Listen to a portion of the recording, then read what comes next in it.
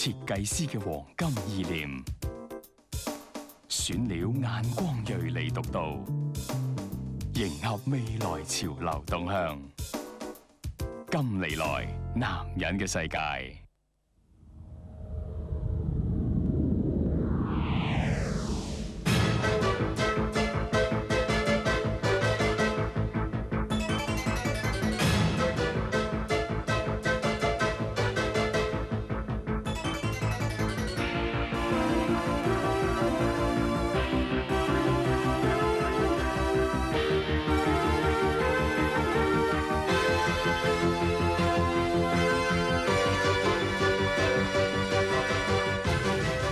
各位歡迎收睇97年香港大事回顧。香港今年回歸中國，政權交接順利進行喎。周潔儀同市民有切身關係㗎，仲有全世界首次發現嘅 H5N1 感冒病毒喺香港傳播，同埋一連串嘅食物衛生事故。下半年本港樓市同股市都下跌，經濟前景亦都唔明朗。咁家我哋先睇睇香港政權移交英國撤出香港嘅歷史片段啦。中華人民共和國香港特別行政區政府現在成立。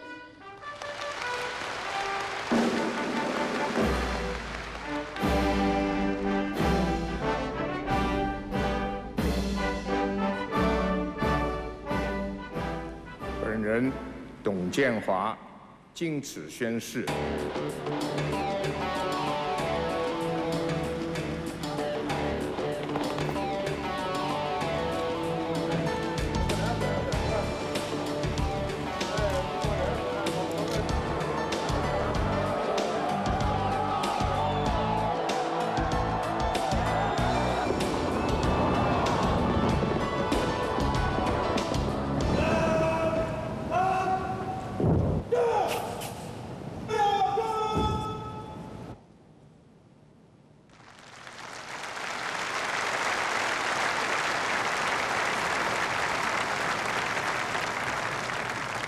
We shall not forget you, and we shall watch with the closest interest as you embark on this new era of your remarkable history.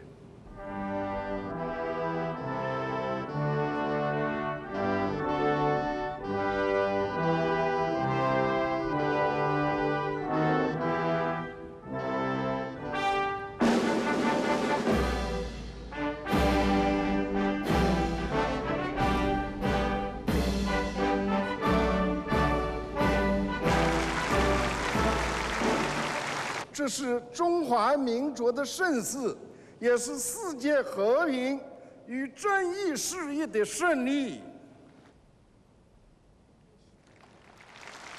中國國家主席江澤民同英國王儲查理斯兩國元首一同主持政權交接儀式，香港就回歸咗中國。150幾年嘅殖民統治正式結束，香港成為中國嘅特別行政區，實行一國兩制、高度自治。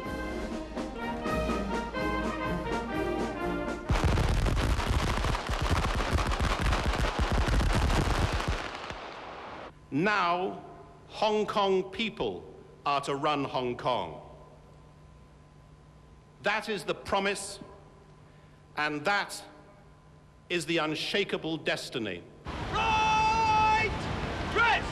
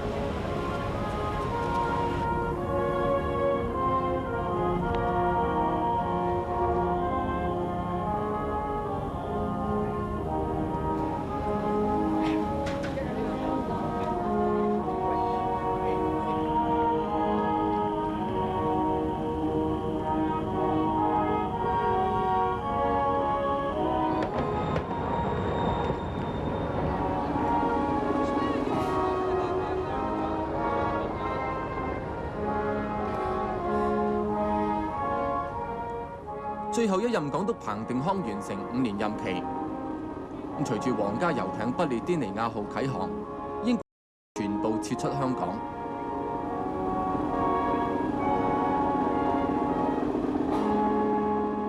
行政長官同主要官員喺全世界目光下宣誓就任。本人就任中華人民共和國香港特別行政區行政長官，為香港特別行政區服務，對中華人民共和國中央人民政府和香港特別行政區負責。遵守法律，廉潔奉公，為香港特別行政區服務。本人就任中華人民共和國。我謹此宣誓。盡忠職守，以無懼、無偏、無私、無欺之精神。第一任行政長官董建華發表佢嘅就職演辭。我們在這裡用自己的語言向全世界宣告，香港進入歷史的新紀元。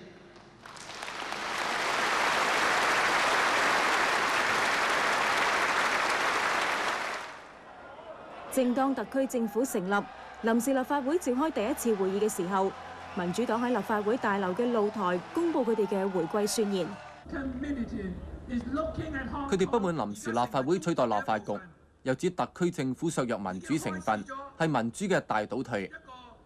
爭取民主，爭取民主，民主萬歲，民主萬歲，爭取民主，爭取民主，民主萬歲，民主萬歲。佢哋準備出年5月再次參選。我哋一定會回來，我哋一定會回來，我哋重返立法會，我哋重返立法會。佢哋手拉手，以示爭取民主嘅決心。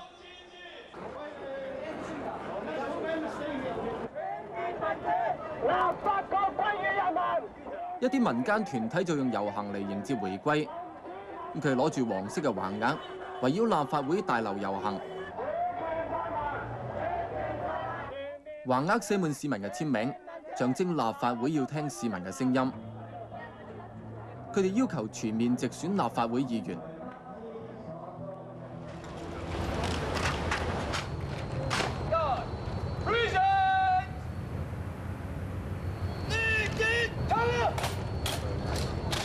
我代表中國人民解放軍駐香港部隊接管軍營，你們可以下崗。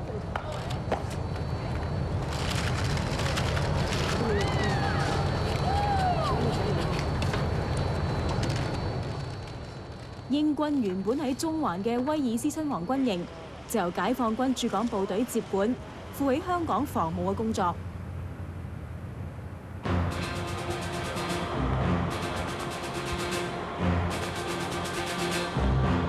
7月1日朝早，天啱啱光，駐港解放軍主力部隊兵分5路進駐。陸路嘅由文錦渡、沙頭角同埋皇崗3處口岸進入本港。駐港人數接近5000，比以前嘅英國駐軍人數少。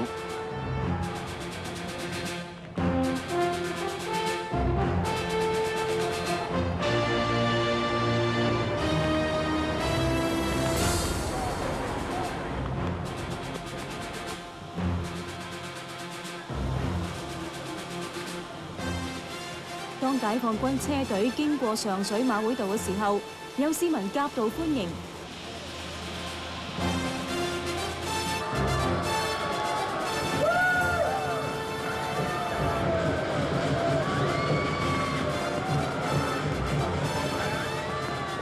工聯會送上威武之師、文明之師嘅錦旗俾解放軍。新界區各界代表亦都贈送寫住威武文明之師嘅牌匾。呢一支部隊負責駐守港九新界14個軍營。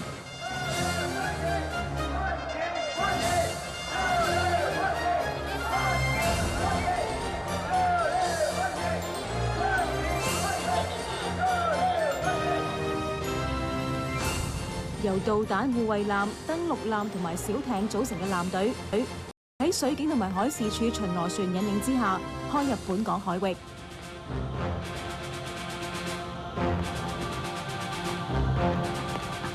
艇上官兵列隊向兩旁揮手，佢係從海港西面嘅龍鼓水道進入，經過青馬大橋，開入昂船洲海軍基地。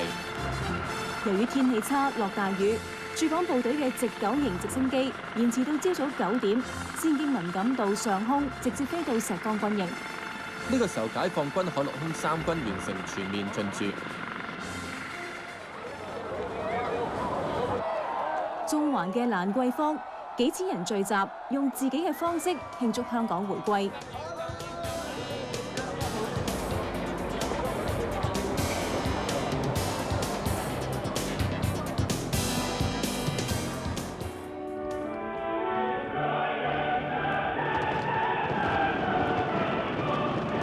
海港兩旁，數以萬計市民觀賞煙花。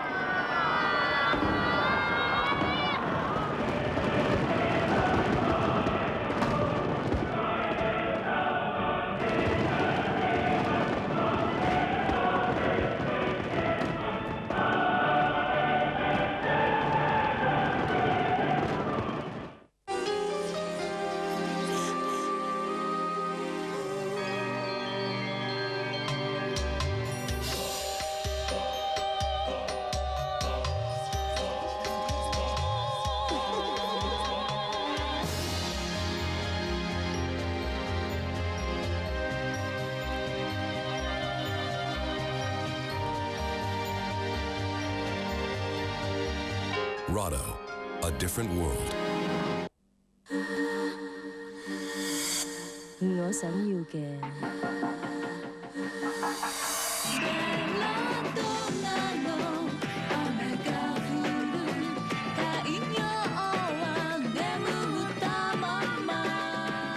唔單止係性能出眾，仲要有型有款，始終係心愛嘅喵。奧林巴斯喵兒。喵鬆一形，令你愛不釋手。Olympus 夢想係人都有㗎啦，我嘅夢想之一就係每晚都咁好瞓，所以我中意用海馬牌新出嘅指夢枕，因為佢軟硬適中，又夠彈力，唔易變形。我而家唔使再驚會瞓捩頸啦。你哋都可以嚟中港城海馬店親身體驗海馬牌指夢枕嘅舒適新感受。我仲有乜嘢夢想？咪好似佢咁紅到發紫咯！整海鮮一啲都唔簡單㗎，一片一切，唔經唔覺都幾廿年功夫啦。客人幾時都係第一，冇返咁上下陣容，有山珍海味都未必滿足到客人嘅需要。喺敦煌入廚咁多年，有乜大場面未見過啊？能夠做到每晚嘅晚飯都保持1級水準，先至係真功夫，大酒家。港式港排腸，敦煌至似樣，每針每線一絲不苟，自稱得上裁剪藝術，手工精巧，品質優秀，自經得起皇室嘅要求。官旗憑藉幾十年豐富經驗，唔止剪裁出王者風範，成為今日精英嘅首選。官旗裁剪藝術，盡顯王者風範。煮餸講究色香味，廚房絕對唔可以有油煙味，所以我指定要用金雅典易拆洗。扇葉話咁易就可以拆落嚟清洗，又乾淨又徹底。金雅典98金鑽系列。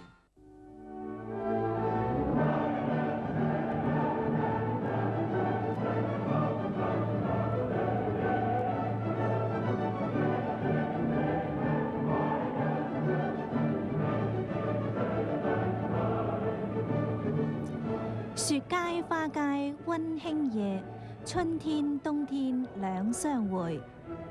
鮮花碎雪笑新年。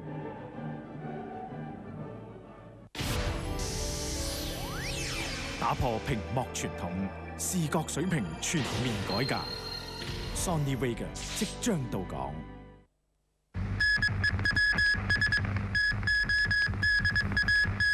各位，警部聽日會將全港嘅雞隻銷毀，保障公眾健康。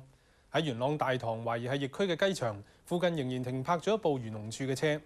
漁農處暫時未有對個雞場採取行動，但係其他嘅人員就到附近雞場點算雞隻。警方就加強路障檢查，防止有人運雞隻離開該區。有汽車因為唔能夠打開車尾箱而要翻轉頭。港府準備向臨時立法會申請撥款，賠償俾因為燒毀雞隻而蒙受損失嘅雞農同雞販。政府表示賠償最高係每隻雞30蚊，而多個部門喺燒毀所有生雞之後，會喺批發市場同街市雞檔等地方徹底清洗。11點9嘅詳盡新聞再見。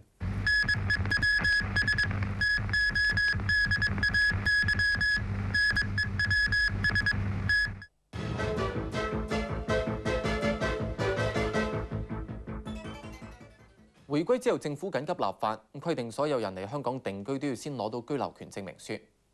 下半年股市同埋樓市都下跌，恒生指數由16000點跌到落8000幾點，地產商新推出嘅樓盤都相繼減價。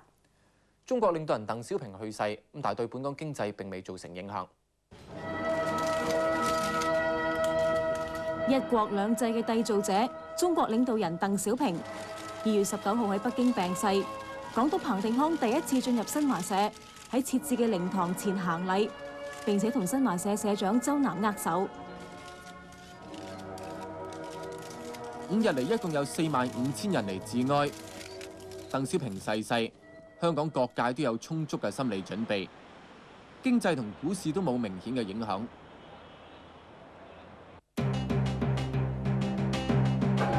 哇！今日19蚊㗎！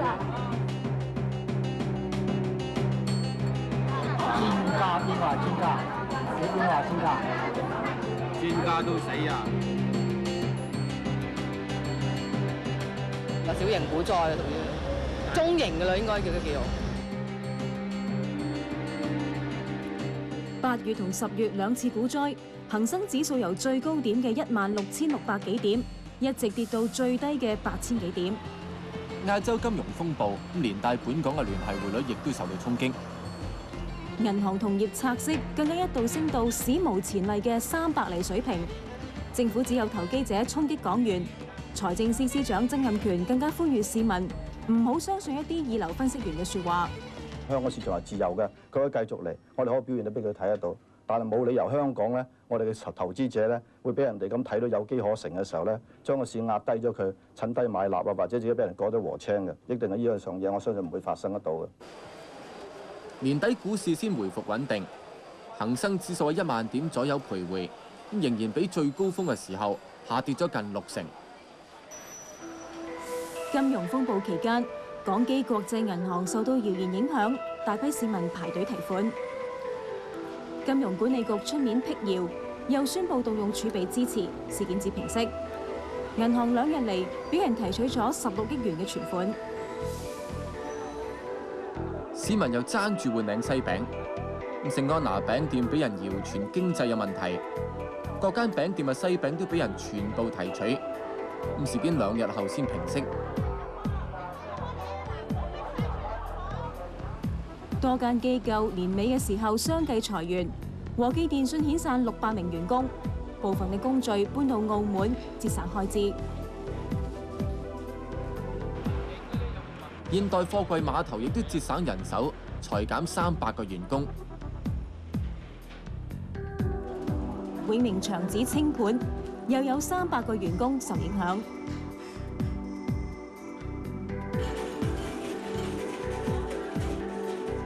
有9間分店嘅日資百貨公司800盤宣布清盤，2500人被解僱，令到勞動市場突然間多咗一大批失業嘅工人。而800盤各間分店嘅存貨就以折扣價清貨，吸引咗大批市民搶購。清貨嘅收入用嚟償還債務。一向收益龐大嘅旅遊業亦都響起警鐘。嚟香港嘅遊客下半年急劇減少，本港一向依賴嘅日本、南韓同台灣客都大跌。旅遊協會、酒店同埋航空公司聯合推出優惠，希望吸引更多旅客訪港。全年計算，遊客少咗近1成，而旅遊收益就比舊年減少4%左右。受到股災同經濟不景影響，整體物業價格下半年普遍都大幅回落。二手市場成交更加萎縮，依賴佣金收入嘅物業代理部分要清盤，部分就裁員。唔轉行嘅物業經紀亦都要減薪。新樓盤方面，發展商相繼減價，希望刺激銷路。特區政府以增加供應嚟壓抑樓價嘅措施落實。加上樓宇按揭利率上升，上半年一直熾熱嘅樓市不斷降溫。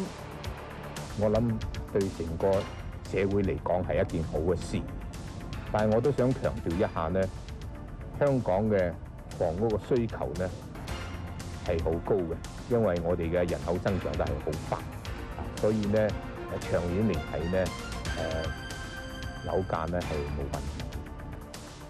董建華亦都冇好似以前咁樣呼籲市民唔好爭住買樓。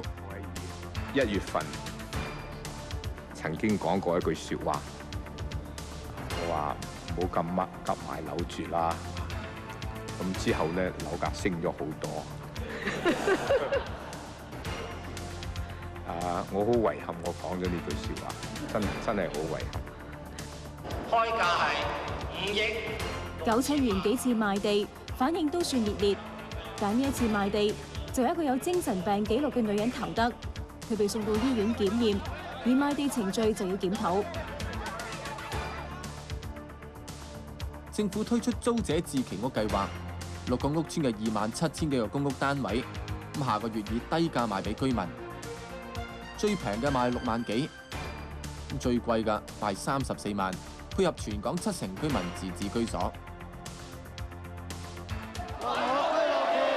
回歸後1年幾日，都有大批非法入境嘅細路仔同埋家長湧到入境處，聲稱有權喺香港居留。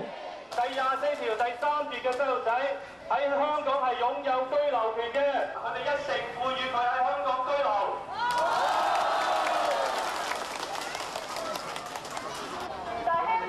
留。入境處向我哋發出俗稱行街紙嘅文件，然後再逐個核實資格。我哋對非法入境者嘅政策並沒有改變。如果唔符合資格嘅人士，我哋會即捕即解。各位早晨啊，聽唔該。結果有大批因為過期居留或者非法入境而又冇資格攞行街紙嘅人被捕，上法庭罰完錢之後，更加即時經羅湖遣返。幾日之後，臨時立法會緊急立法，1日之內3讀修訂入境條例，所有人都要喺內地申請，得到居留權證明書，先至可以有秩序咁嚟香港。生效期更加追溯到7月1號。跟住法律援助處收到大量申請，要求司法覆核。3個月之後，高院判4宗司法覆核案件全部敗訴。但係非婚生仔女仍然有權申請居留。呢一次輪到港府不滿上訴，正排期聆訊。居留權證明書措施執行之後，第一批攞到居留權證明嘅兒童抵港。好高興啊，興奮啊！臨時立法會喺回歸前就修訂前立法局通過嘅公安及社團條例，一直有政黨同埋市民組織遊行反對。社團有權對外聯繫。修訂之後嘅新法例規定，所有遊行必須7日前通知警方。政治團體唔可以同外國以及台灣嘅政治團體建立聯繫。英國外交部提出譴責，自7月1號生效之後，會削弱市民遊行嘅權利同埋自由。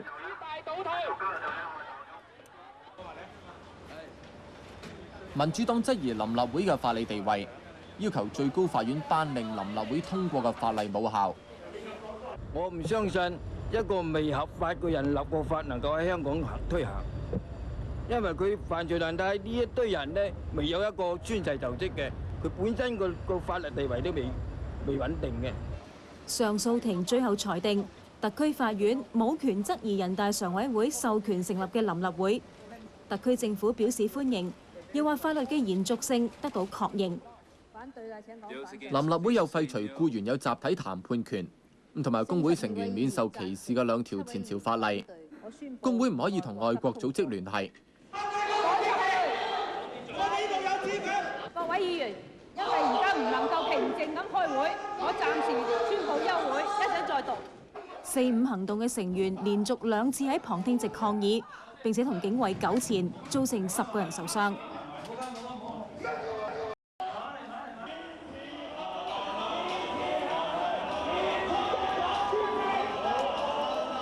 64事件8週年嘅遊行同埋燭光晚會，係主權回歸前最後一次，繼續以平反64做主題。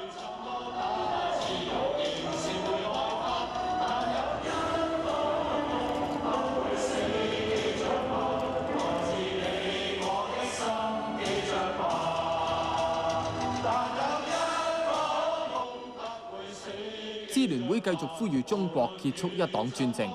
海可乾，石可能，我哋支援中國愛國民主運動嘅決心永不變。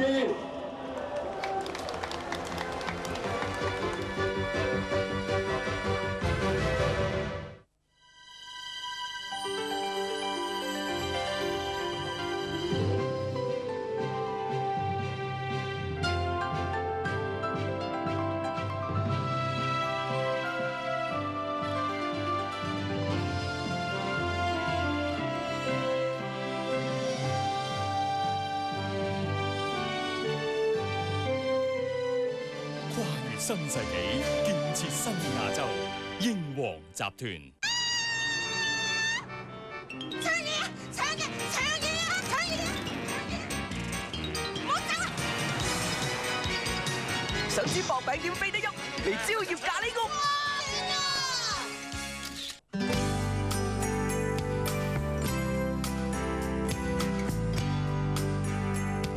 一份不斷嘅關注，令生活增添無限歡愉；一份源源嘅溫暖，為彼此凝聚無窮眷戀。一個溫馨嘅家，幾時都喺佢溫情之下。Live in the town gas way。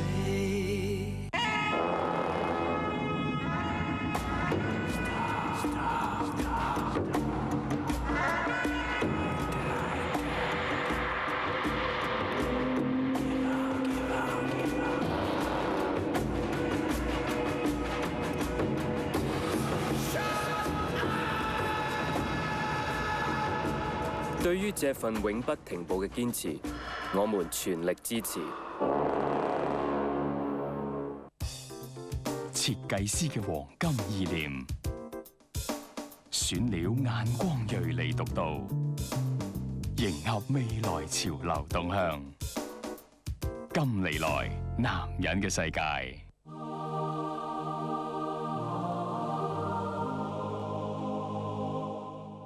中國有很多邁向世界嘅第一次。今天，科隆電器再為中國創造另一個第一次。容聲冰箱以世界級嘅環保科技，榮膺第一台進駐聯合國嘅中國冰箱，為世界環保寫下光輝嘅新頁。James Bond. This looks familiar.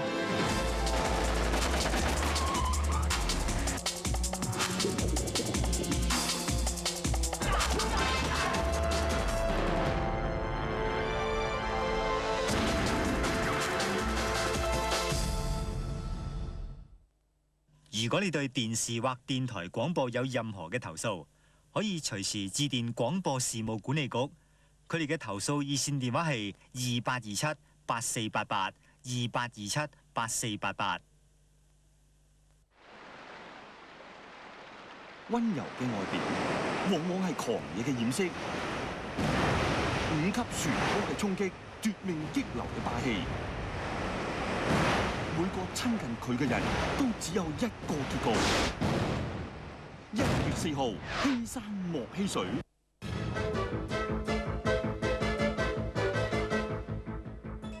今年連場大雨，7月1號回歸當日曾經發出黑色暴雨警告，亦都有2次受到颱風嘅吹襲。李燦榮。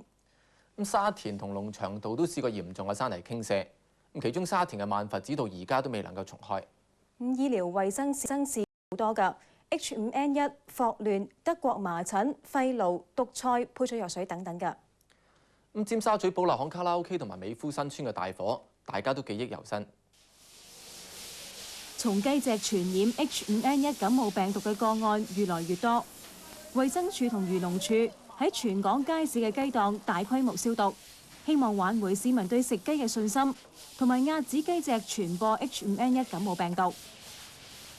政府跨部門小組又同中國外經貿部達成協議，暫時停止中國大陸嘅生雞入口。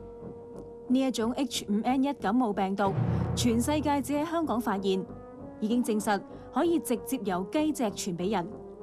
3月發現第一宗病例之後，不斷有市民染病，至少有4個人感染病毒死亡。其中4個患病嘅細路仔係表親關係，都喺鴨脷洲2間幼兒園讀書。病毒嘅傳播途徑可能係人傳人，不能夠排除人同人呢一個傳播途徑㗎。漁農處由3處街市嘅雞隻樣本都發現咗病毒，但係都未能夠證實病源喺邊度，因為本港70%嘅雞隻都係由大陸入口。由瑞士製造專門對付 H5N1 禽流感病毒嘅藥物金剛胺就運到香港應急。5月初夏天仲未到，本港就發生10幾宗霍亂。追查之下，證實由呢啲一桶桶唔乾淨嘅鳳爪、豬皮同埋雞腳引起。4000幾公斤原本供應酒樓食店嘅食品，全部都要銷毀。2間食品加工廠被指用井水處理食物，傳播霍亂。屯門藍地另一間食品廠亦都被查封，呢間廠喺區域市政處評級當中原本屬於甲級。屯門新廣東酒樓2個點心師傅證實係霍亂帶菌者，酒樓要即時停業消毒，霍亂病蔓延受到壓止。今年係德國麻疹發病嘅高峰期，多間學校接二連三發現學生感染德國麻疹，學生傳學生，有啲更加傳染老師，傳染嘅範圍日漸擴大。全港120萬19歲以下嘅青少年要分批注射加強劑，預防麻疹、德國麻疹同埋生炸腮。德國麻疹會影響到婦女，尤其會危害到胎兒。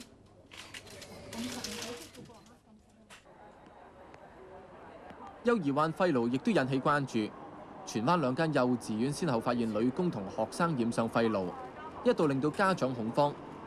衛生署認為呢一啲只係個別事件。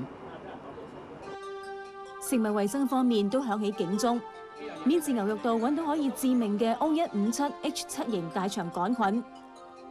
供應牛肉嘅新聯安肉食公司因為衛生環境差，被檢控過9次，牛肉嘅銷路一度受影響。Dryers 雪糕發現含有可以導致腦膜炎、令到孕婦流產嘅李斯特菌。廠方嘅調查報告話，係廠房雪櫃嘅倒汗水污染咗雪糕。含有過量農藥嘅蔬菜，令到6個市民入醫院。後嚟證實係貨車司機違例喺內地沿途向菜場收購蔬菜而出事。長沙灣診所將漱口水錯誤溝咗退燒藥，100幾個 BB 飲咗。政府醫院同診所發生連串醫療事故，輸錯血、輸錯營養液、割錯輸卵管同埋配錯藥等等。調查之後，發現全部都涉及人為疏忽。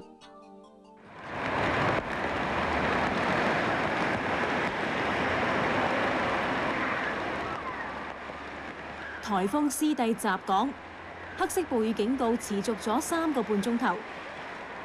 人來人往嘅旺角，水深去到大髀。汽車捲起嘅波浪衝擊住一個個行人，一啲小朋友更加俾水沖跌，險象橫生。旺角咁樣嘅水浸，今年試過6次。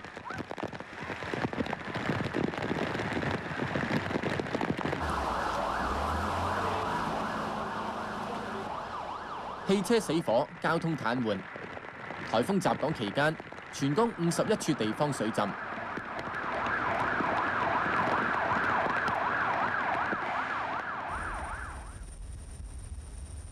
沙田萬佛寺俾道風山冧落嚟嘅1000噸山泥掩蓋，多間房屋同埋上山嘅路亦都俾洪水沖冧咗。玉皇殿嘅牆都俾大石撞穿，佛像都砸爛。一個74歲嘅阿婆失蹤5日，屍體先由消防員揾翻。多次大雨，雨水都係集中喺沙田同埋荃灣一帶，城門水塘滿瀉，雨水沿住城門河排出大海。沙田大圍集水區附近嘅居屋美松苑受到大雨影響，加上去水道呢度停車場俾山上邊流落嚟嘅雨水浸咗。水位最高嘅時候，高過汽車嘅車頂。雖然冇造成人命損傷，但泊喺下層嘅70部車都被水浸壞。青山公路麗都灣附近嘅山坡，因為連場大雨而冧咗，一啲外籍工程師俾山泥砸傷。連續2次山泥傾瀉，令到趕嚟救人嘅消防員都受傷。青山公路要封閉維修，來往嘅交通大受影響。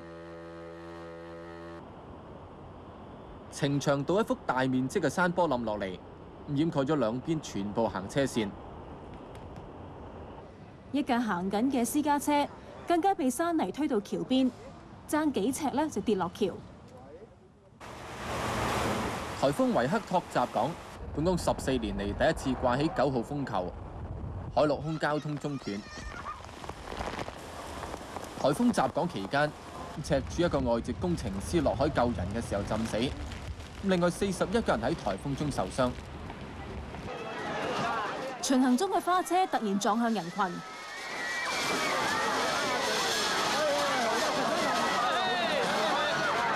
睇住個攆埋嗰度，哇，幾恐怖啊！呢架車咧就係比人行路嘅速度快少少咯，但係就慢慢偏過嚟咯。根本啲人就驚 V 哇哇驚噶啦，但係根本就冇得走咯，因為後邊逼實晒人咯。呢一宗導致1死32人受傷嘅意外，後嚟證實係花車上邊2部發電機產生嘅廢氣，令到司機昏迷，導致花車失控。中環雲咸街皇后大道中交界嘅車禍，係由一個探員揸嘅私家車失控造成。私家車由斜路向下衝，撞向正過馬路嘅人群。當時行人好多，導致3死12傷。揸車嘅探員事後被控3項魯莽駕駛，導致他人死亡嘅罪名。呢一宗車禍亦都喺鬧市發生，一架單層巴士因為閃避另一架巴士，喺旺角彌敦道撞到2個市民，跟住再衝入一間糖果店，造成1死12傷。2架巴士嘅司機都被控魯莽駕駛。現場嘅交通燈只有4秒時間俾巴士轉彎，呢個設計亦都受到質疑。載住香港遊客嘅觀光船喺菲律賓馬尼拉灣遇風沉沒，7個香港遊客浸死，出外旅遊嘅安全問題再次受到關注。中國駐菲律賓大使館協助團員不錄口供，以便佢哋日後追討賠償。今年發生多宗轟動一時嘅兇殺案。卡拉 OK 女公關失蹤2個月之後，屍體俾人用木箱裝住棄屍城門河。警方拘捕咗3個疑犯，喺長洲東灣一處山邊再揾到另一個卡拉 OK 公關嘅屍體。同案仲有一個卡拉 OK 女公關遇害。太古城離奇嘅斬人案，兇徒先斬死一個男人，而喺冇幾遠嘅地鐵站出口再斬傷另一個人。同樣係港島東區嘅筲箕灣，一個妓女被殺。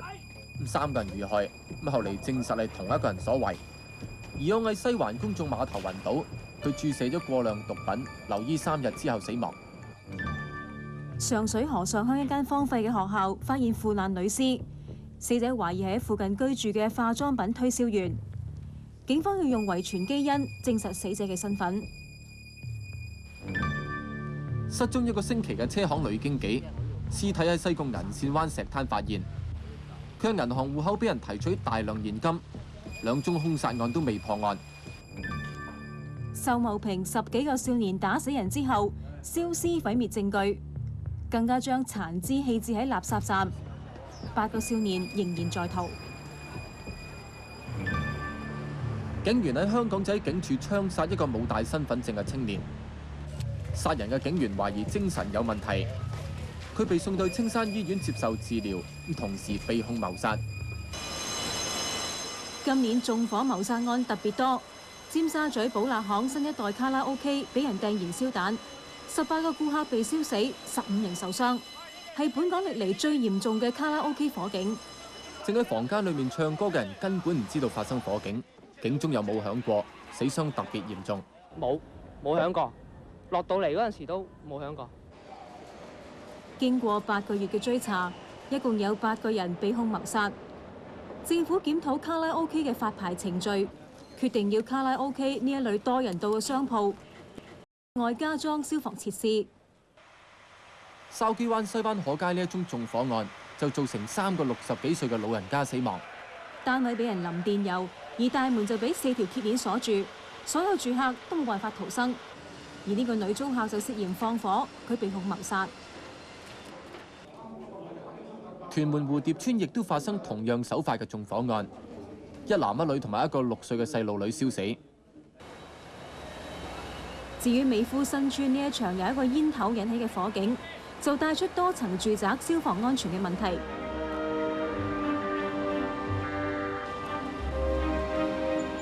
6樓一個單位起火之後，多處地方都有住客等待救援。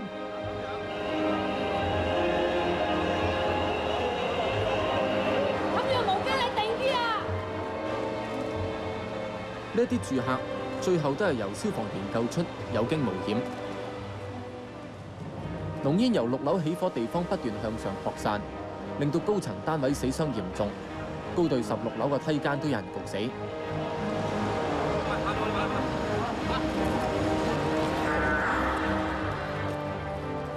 呢一場導致9個人死亡、36人受傷嘅火警，死傷咁嚴重，主要係大廈樓梯嘅防煙門俾人打開。當局呼籲市民提高防火意識，大廈防煙門一定要閂好。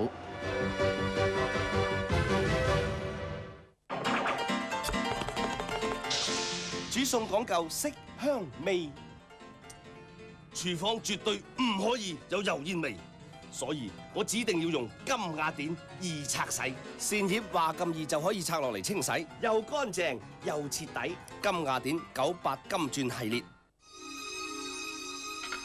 每針每線一絲不苟，至稱得上裁剪藝術。手工精巧，品質優秀，至經得起皇室嘅要求。官旗憑藉幾十年豐富經驗，唔止剪裁出王者風範，成為今日精英嘅首選。官旗裁剪藝術，盡顯王者風範。舒適啦，優雅啦，真係點睇都咁靚，一望就知係用歐美純棉布料啦，而且冇釘冇木，仲夠彈力，零舍安全耐用，質素梗係高啲啦。我就話係海馬 PU 安全梳化床至咁抵讚咋，所以咁多年嚟，我對自己同對海馬一樣，都係咁有信心。海馬 PU 安全梳化床，信心嘅標誌。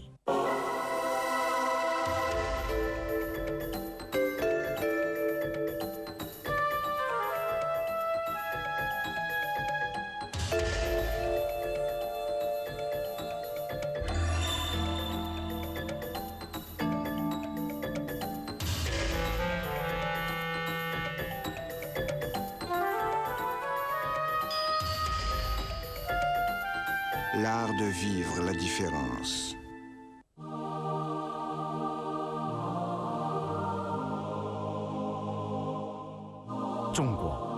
有很多邁向世界嘅第一次。今天，科隆電器再為中國創造另一個第一次。容聲冰箱以世界級嘅環保科技，榮膺第一台進駐聯合國嘅中國冰箱，為世界環保寫下光輝嘅新頁。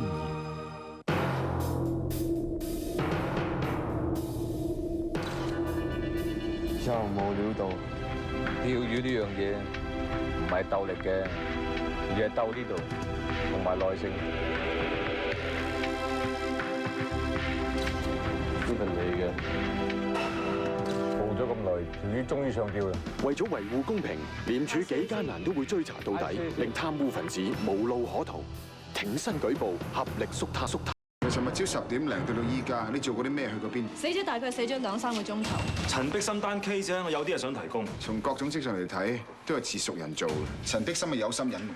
我為乜事殺佢啫？死者唔係俾人勒死嘅。你咁樣對我好唔公平㗎！咁佢嘅死因係乜嘢？鑑證實錄，星期一晚9點7。97年股市大起大落，年中創出16000點新高，而8月就跌到8000點新低，樓價亦由年初嘅高峰順勢向下調整。今年嘅金融風暴對本港經濟造成咩影響？97年財經大事回顧，今晚11點3。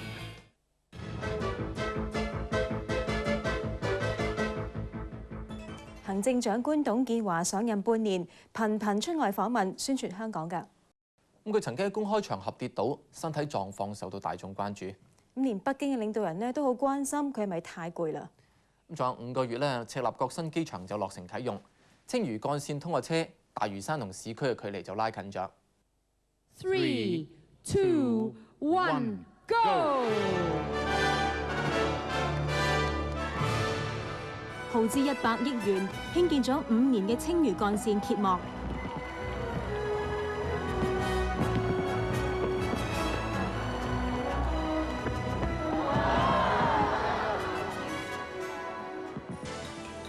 呢一項新建設吸引咗好多人嚟參觀，有啲司機更加違例將車停喺橋上面落車睇下。通車之後嘅第一個週末，1日之內就有12000架私家車開嚟趁熱鬧。青衣島上嘅馬路都嚟唔切疏導車龍，一度令到青衣島內嘅交通陷於癱瘓。香港另一項建設西區海底隧道，4月底亦都通車，成為本港第3條過海隧道。跟住嗰個星期日隧道免收費，呢一日嚟嘅車比平時多咗8萬架次，結果令到隧道兩邊出入口都嚴重擠塞。正趕工興建嘅赤鱲角新機場，今年年初開始試驗俾飛機升降。呢一度嘅設施咧已經初具規模。並且擁有全亞洲最先進嘅航空交通管制系統，亦都有探測風切變嘅先進器材。李柱銘高姿態訪問美國，得到正副總統接見，白宮仲發表3個人見面嘅照片。李柱銘又獲得美國國家民主基金頒發民主獎。我希望美國政府呢就能夠同中國政府係表達佢哋嘅強烈嘅意見。係希望聯合聲明，俾香港人所有嘅承諾都能夠實現。而董建華就批評咁樣係邀請外國勢力介入香港事務，更加話係唱衰香港。最近一路都有啲香港知名嘅人，包括民主黨嘅人喺國外呢好多地方唱衰香港，唱衰香港，講到香港好似就嚟冧晒啦咁樣。回歸之後，李柱銘率領幾個民主黨黨員出席國慶酒會，更由第三者引領，逐一同董建華握手。安定，乾杯！慶祝國慶嘅酒會，以後將會由特區政府主辦。回歸之後嘅第一個國慶，港九新界各處市面都掛上5星紅旗慶祝。就喺當晚，大嶼山掛嘅國旗俾人惡意破壞，10幾支旗俾人拋咗落海。3個10幾歲嘅青年被捕，警方事後並冇根據國旗及國徽條例控告佢哋。董建華出外訪問一個接一個，新加坡、馬來西亞，又到日本推廣旅遊，去完歐盟又到英國，喺加拿大又參加亞太經合組織會議。佢訪問美國同克林頓會面，討論港美各項問題，但未能夠就香港政制發展模式同埋立法會選舉問題說服美國。嚟美國目的呢，唔係要爭取佢哋同意，又唔係要爭取人哋認同，呢個係我哋香港人自己嘅事，最終我哋香港人自己要決定嘅。董建華上任之後，不停參與各種頻密嘅活動。佢訪問加拿大落飛機嘅時候，大衣嘅衣紐扣錯咗，自己都唔知道。啲記者先生喺嗰邊。佢喺選民登記誓師大會嘅時候唔小心跌倒，佢否認工作太忙，令到身體太疲倦。我想講講我身體好好，日日都有運動。嗰日我稍微跌咗下，自己論盡唔小心嘅，冇事，多謝晒。董建華亦都有一啲口頭禪。我有一句經常掛喺我口邊嘅話：香港好，國家好；國家好，香港更好；亞洲好，我哋國家好，香港會更加好。農曆新年賀詞，佢形容自己好似牛一樣咁勤力。我係屬牛嘅，我今年啱啱60歲。有人話牛係好勤力同埋忠厚嘅，又有人話牛會默默耕耘。我希望你哋認同我有呢啲牛嘅特色，咁樣就算我真係做到一隻牛咁，我都會覺得好值得。行政會議召集人鍾士元計劃喺前港督府壽宴嘅計劃受到批評，壽宴要取消。上司做一個合適嘅時機同埋一個合適嘅環境之下咧，宴請下屬咧，做呢個人事管理學上咧，係增進合作力、迎取忠義心一個相當普通嘅方法。我已經親自向董先生咧婉謝呢次嘅邀請。戇居啊！你哋呃邊個人啊？啫話啦，呢句説話唔係好適宜我哋議會嗰度，用第二種方法表達。戇居講唔講得？唔講得嘅話咧，就係我唔講嘢。我失咗一份職業，我可以忍，但係要我蒙受咁多不白之冤咧，我覺得我唔能唔提出抗議㗎啦。前入境處長梁永賢被勒令退休。立法局研訊咗近半年，最後都認為梁永賢誠信有問題，要佢離職係合理嘅。而梁永賢競選港區人大，最後只係得到78票落敗，而且得票係最少㗎。我係同主席咧，我喺佢個辦公室度係未開會之前係我同你講過嘅。佢話：喂，我有個設計得好正㗎，把地議員接納㗎，佢好正啊咁。咁話點正法啦？咁如果正咧，係咁講完正咧，應該正常程序。如果識做處長嘅咧，應該就拎出嚟議會度講。臨時市政局主席同市政處長就中央圖書館圖則公開爭拗。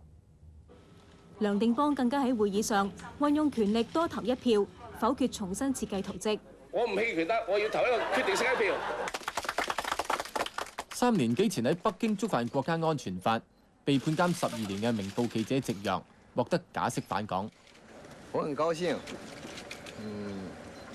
今天我也很激動，希望呢，這種祥和的氣氛和信息呢，能夠成為97年香港的主旋律。多年嚟活躍政壇嘅港區人大代表廖瑤珠，因為胰臟閉塞逝世，享年63歲。佢嘅骨灰運去美國三藩市安放。前立法局議員黃炳懷就因為心臟病逝世，享年59歲。佢係唯一一位競選立法會失敗嘅立法局議員。英國管治下嘅立法局喺最後一日會議之後隨即解散，由臨時立法會取代，接近一半嘅議員要落車。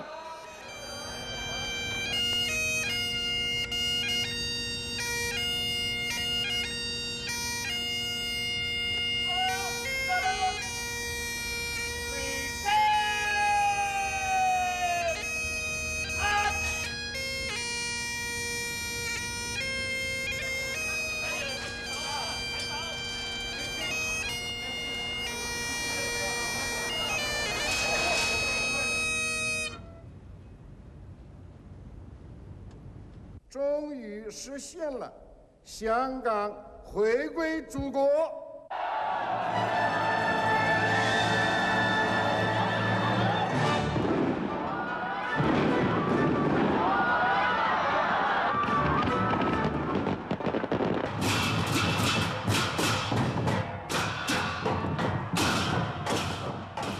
中央領導人同特區政府官員合照。大紫荊勳章係香港特別行政區最高嘅榮譽獎章，係為咗嘉許為香港回歸祖國作出貢獻嘅人士。